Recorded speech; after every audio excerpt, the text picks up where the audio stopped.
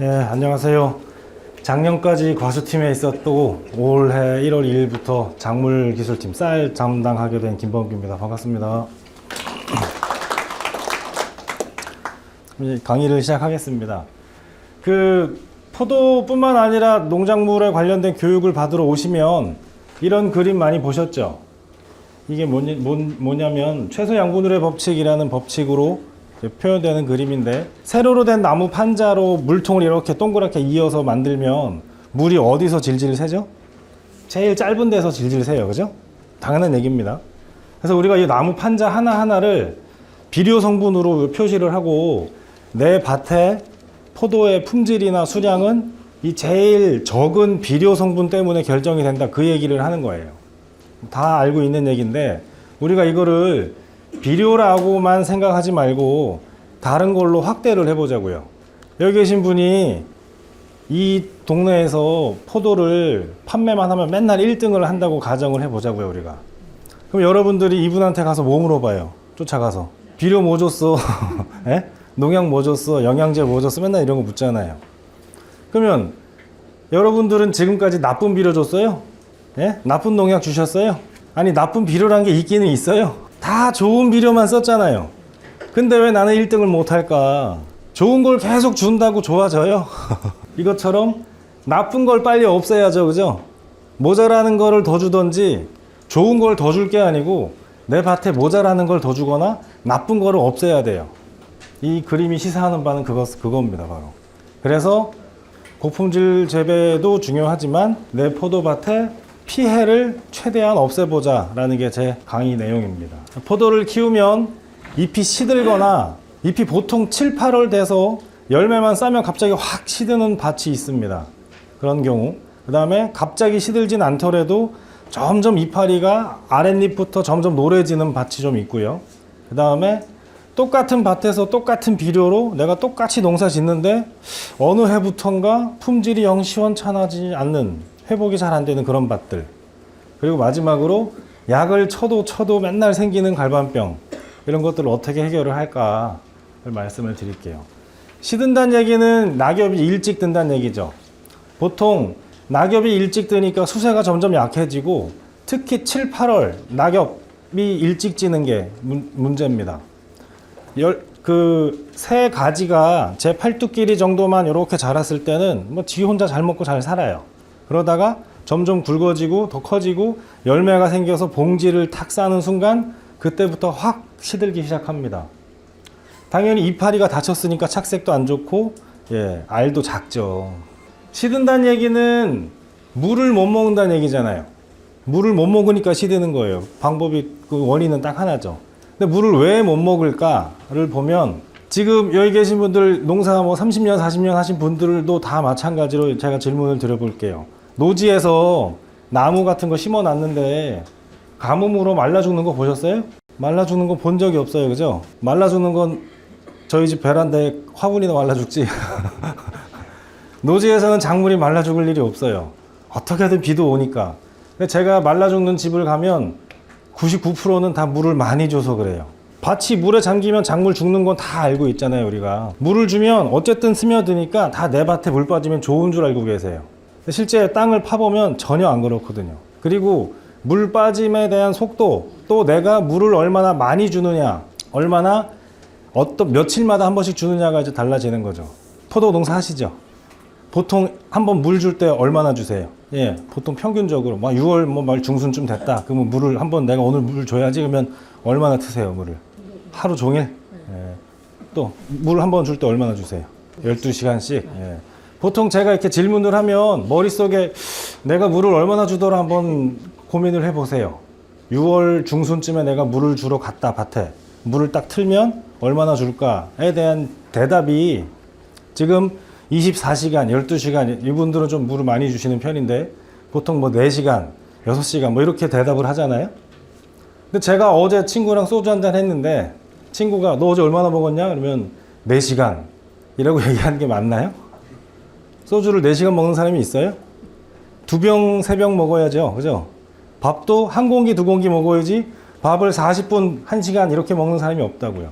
우리도 물을 주는 건 제가 물을 얼마나 줘요? 라고 물어봤을 때는 여러분들이 3톤, 5톤이라고 나와야 되는 게 맞는 표현이에요.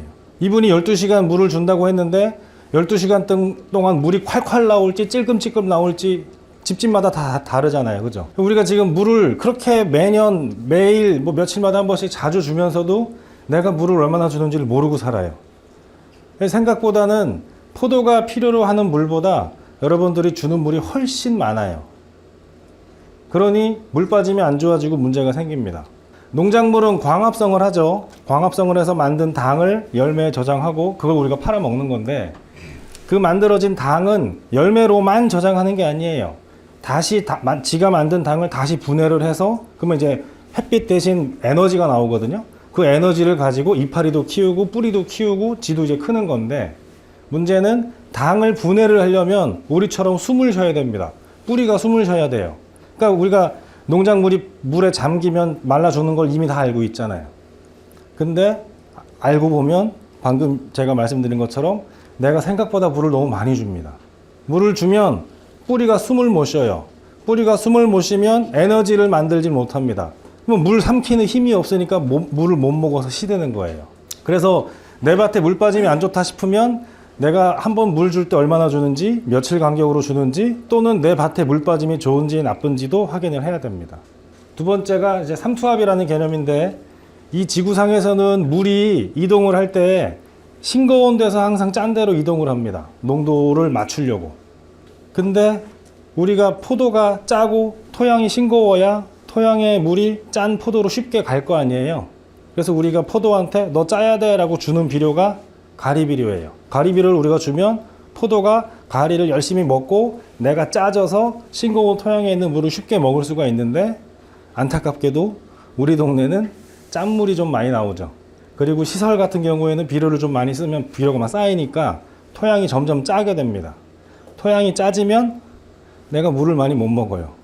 특히 열매가 생기면 물이 많이 필요한데 못 먹으니까 어떻게 해요?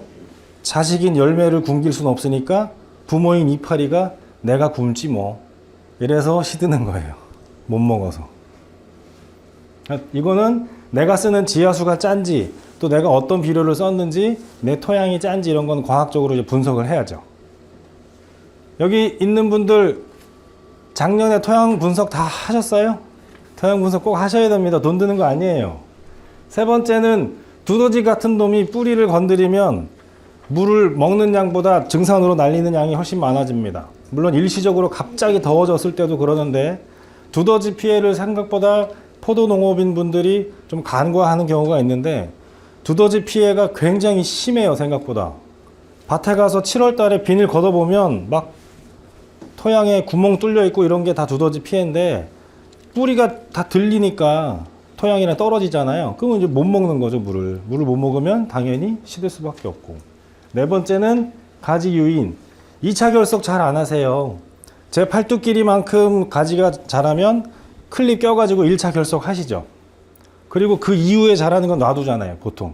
그럼 지들끼리 막 엉킵니다. 그러면 잎이 엉키면 아래쪽에 있는 잎은 위에 있는 햇빛을 못 보잖아요. 햇빛을 못 보면 당연히 광합성을 못 하죠. 그죠? 포도 이파리가 줄기 하나에 막 30장씩 돼요. 그러면은 뭐 한두 장이 뭐 햇빛 못 봐도 그러려니 하는데, 우리는 줄기 하나에 기껏해야 11장, 12장. 근데 한 두세 장씩 이파리가 가리면 얼마나 내 손해입니까? 손해가 굉장히 크죠. 이 네 가지를 확인을 해야 됩니다. 그래서 우리는 일단 토성이라는 개념을 좀 생각을 해야 됩니다. 토성.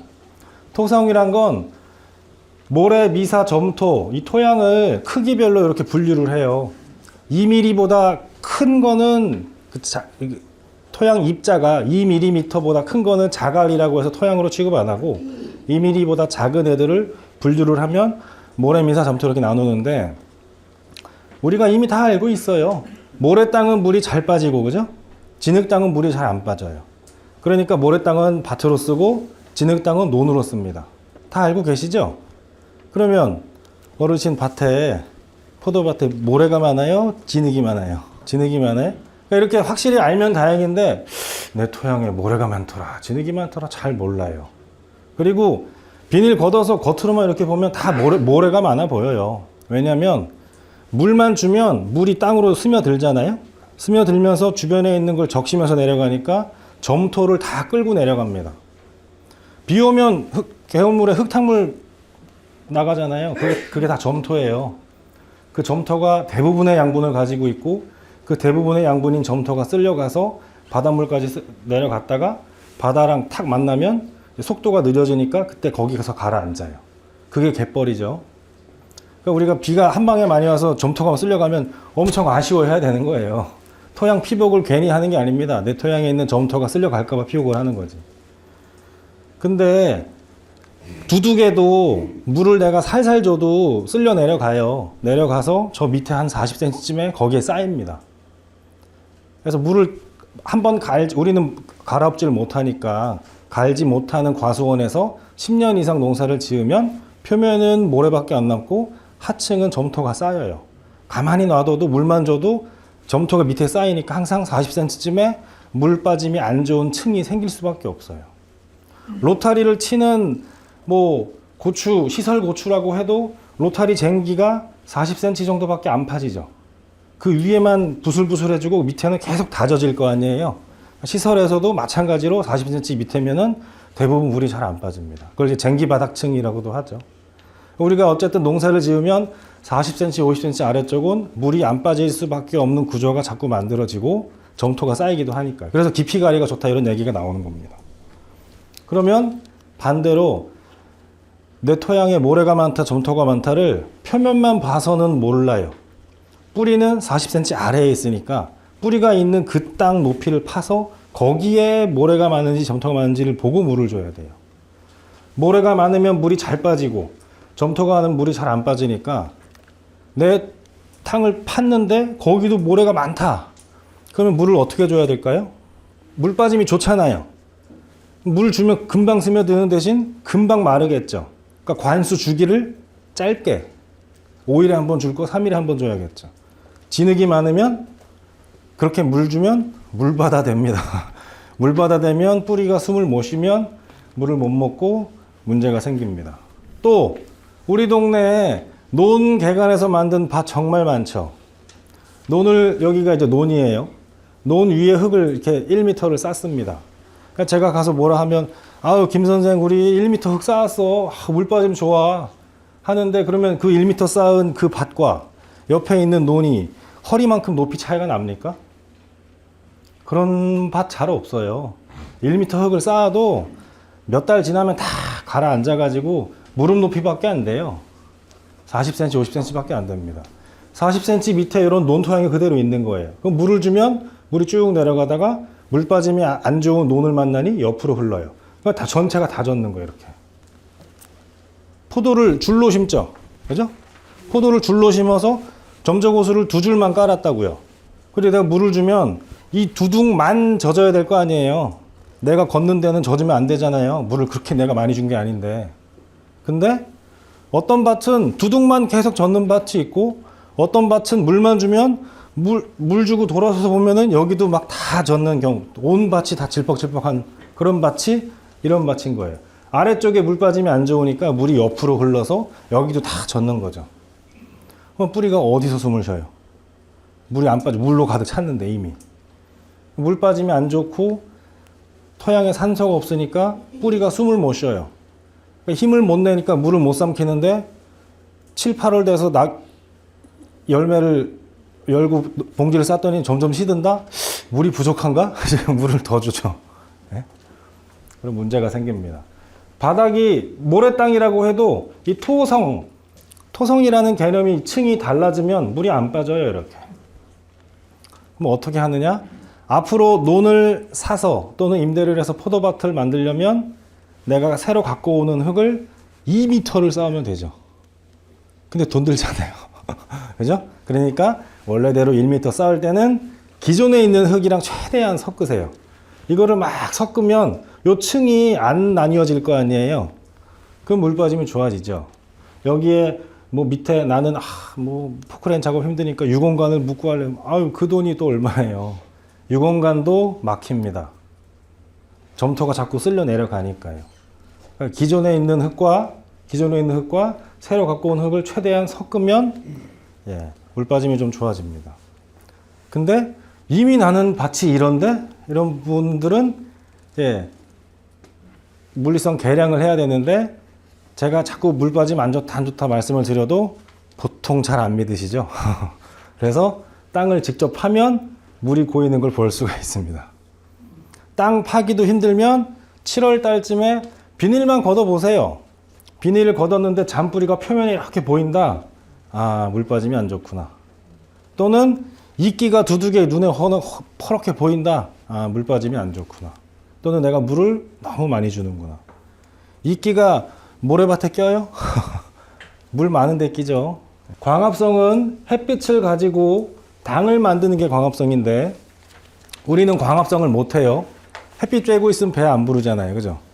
그러니까 우리는 만들어진 당, 벼나 포도 이런 거 걔네가 만든 당을 먹고 코와 입으로 숨을 쉬어서 산소가 몸에 들어가면 이 당이 쪼개지면서 에너지가 나와요. 우리 몸에서 햇빛이 나는 게 아니잖아요. 그러니까 이 햇빛을 에너지로 바꾸는 게 이게 하나의 이 사이클인데 농작물도 본인이 만드는 당을 열매에 저장하기도 하지만 만든 당을 다시 분해해서 이 에너지를 가지고 이파리도 만들고 뿌리도 만들고 하는 겁니다. 그래서 우리가 자꾸 이 광합성만 생각하는 경우가 많은데 호흡도 잘 시켜야 물을 잘 먹는 거예요. 그러면 토양에 이 산소가 많아야 되고 통기성, 토양에 공기가 잘 통해야 됩니다. 근데 이미 내 밭이 물 빠짐이 안 좋다면 관리기 같은 걸로 여기 옆에서 빌려주잖아요. 그거 가져가셔서 열심히 배수로를 좀 파든지 아니면 이런 폭기식 심토 파쇄기 같은 거 검색하면 한 100만 원, 150만 원 정도면 살 수 있더라고요. 구멍을 뚫어서 토양에 깊게 그리고 여기에 요 주둥이를 받고 요 파란색 부분이 공기 압축하는 데예요. 공기를 압축해서 총처럼 쏘면 이제 그 안에 있는 쉼터가 깨지죠.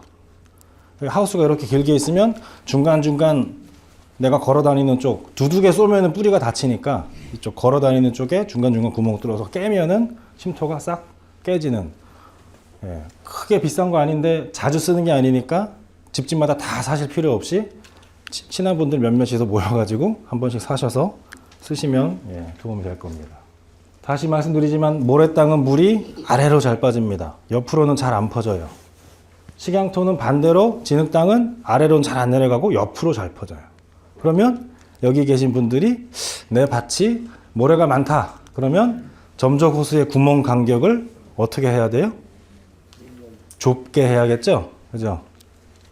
내가 진흙땅인데 촘촘한 구멍 간격에 점적 호수 깔아서 쓰면 물바다 되겠죠. 그럼 여기 계신 분들 내 집, 내 밭별로 점적 호수 구멍 간격 아세요? 모르시죠? 몰라요. 밭마다 달리 설정해야 되는데 현실은 업체한테 사는 걸로 그냥 쓰시죠. 그죠? 예. 이것도 다 설계를 따로따로 하셔야 됩니다. 물 주는 관계 해주는 그 시기도 좀 달라야 되죠. 주기도. 모래땅은 조금씩 자주 줘야 되고, 모래땅은 물이 금방 잘 빠지는 만큼 금방 잘 차니까 많이 주면 안 돼요. 조금씩 자주. 점질땅은 그 반대로 줘야 됩니다. 이미 교과서에 다 나와 있어요. 사질토는 4일에 20톤, 식질토는 9일에 30톤이라고 다 나와 있습니다. 근데 진짜로 내 밭이 사질토라고 4일에 20톤씩 꼬박꼬박 주면 안 돼요. 그쵸? 이 숫자는 내 밭에 물 빠짐을 고려하지 않은 숫자입니다.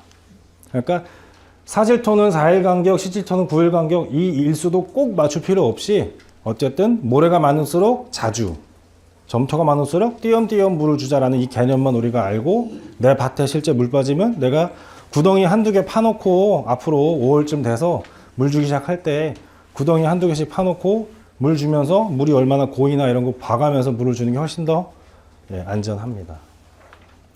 실제 논개간에서 만든 포도밭 보면은 김 선생 나 1m 쌓았어 했는데 1m 차이 나요 여기? 이만큼밖에 차이 안 나죠. 그죠? 아랫밭도 이만큼밖에 차이 안 나. 이런 집이 허다합니다. 여기 논의 물 높이가 여기 물이 이만큼 차 있잖아요. 그럼 이 포도밭도 물 높이가 똑같아요. 내 눈에 안 보이는 것 뿐이에요. 만약에 내가 흙을 막 1m 이상 막 쌓아가지고 높게 밭을 만들었는데 하필 옆에 논 주인이 논에다가 또 흙을 싸서 논이 높이가 올라간다? 그러면 이제 골치 아픈 거예요. 물 빠짐 안 좋은 땅에 가서 땅을 1m씩 파보면 요만큼만 파도 안 썩은 층이 막 나와요. 유기물 층이. 퇴비가 3년 전에 준 퇴비가 안 썩는 게 나온다. 이런 거 이제 물 빠짐이 아주 안 좋은 밭에 가서 제가 땅을 팠던 거예요. 밑에 막 시커먼 논토양 흙도 나오고 막 똥냄새 펄펄 나고 막 이렇죠. 그래서 물을 줄 때 조금씩 자주 주는 게 일단 좋은데 그걸 또 확인해보자 실험을 했더니 3일 간격에 10톤씩, 6일 간격에 20톤씩, 9일 간격에 30톤씩 물을 줘보면 당연히 9일 간격에 물을 주는 것보다 3일 간격 조금씩 자주 주는 밭이 특히 열과가 적습니다. 왜냐면 우리가 생각을 해보자고요. 제가 소고기를 좋아하는데 너 소고기 배 터지게 사줄 테니까 하루에 한 끼씩만 먹어. 그러면 제가 오늘 밥 먹을 때 이만큼 먹으려고 하겠죠. 내일까지 굶어야 되니까. 포도도 물을 띄엄띄엄 주면 한 번에 많이 먹으려고 하죠. 그럼 터져요. 그러니까 조금씩 자주 줘야 됩니다. 당연히 관수할 때 각 생육 단계별로 물 필요하는 양이 다르니까 물이 많이 필요할 때 많이 주고 적게 필요할 땐 적게 주고 이런 거는 이미 다 경험적으로 알고 계시니까 자료 참고하셔서 주시면 되겠습니다. 물을 주면 물이 어떻게 흘러가는지가 궁금해서 이 토양수분 센서들을 제가 막 설치를 해서 파묻고 물을 막 줘봤더니 이쪽에 이제 점적 호스가 있잖아요. 물을 주면 물이 여기서부터 이렇게 흘러갈 거 아니에요. 그죠? 그래서 물이 저는 여기 다 젖을 줄 알았는데 생각보다 물이 여기까지 안 내려가요. 이게 10cm 간격인데 그러니까 여기 10cm, 20cm, 30cm예요. 30cm 아래로 30cm. 이만큼까지 물이 다 젖을 줄 알았는데 봤더니 30cm 정도까지는 이 수분 함량 변화가 없어요. 그러니까 물이 여기까지 안 젖어요. 두둑이만큼 있는데 두둑 전체가 젖는 게 아니에요. 요만큼만 젖는 거예요. 요만큼만. 근데 요만큼 젖는데 걸리는 시간이 300평에 1시간에 6톤의 속도로 물을 주면 25분 후면은 여기가 물에 다 찹니다. 더 이상 물 줘도 토양에 들어가질 않아요. 그러면 토양에 안 들어가면 어떻게 되죠? 두둑 옆으로 흐르죠. 그러면 이제 내가 걸어 다니는 부분이 젖는 거예요. 쓸데없이. 숨 못 쉬게. 근데 아까 물 몇 시간 주신다고요? 12시간이요? 그렇게 주시면 안 돼요. 물론 이제 물 들어가는 속도가 다르겠지만 1시간에 6톤의 물을 준다면 일반적인 밭 토양일 때는 30분이면 두둑이 다 젖어요. 30분.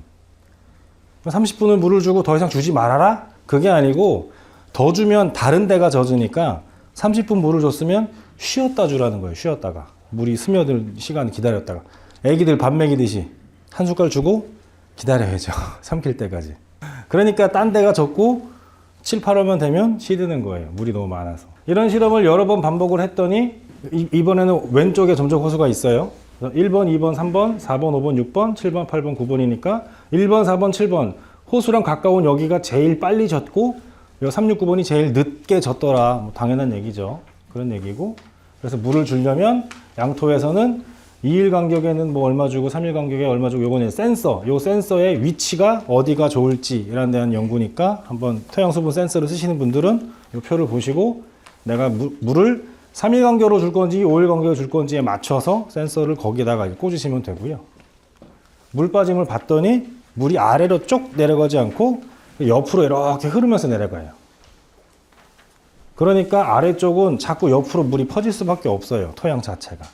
그러니까 우리가 물을 너무 많이 줘버리면 옆으로 다 흘러서 온 밭이 다 물바다가 될 수밖에 없다.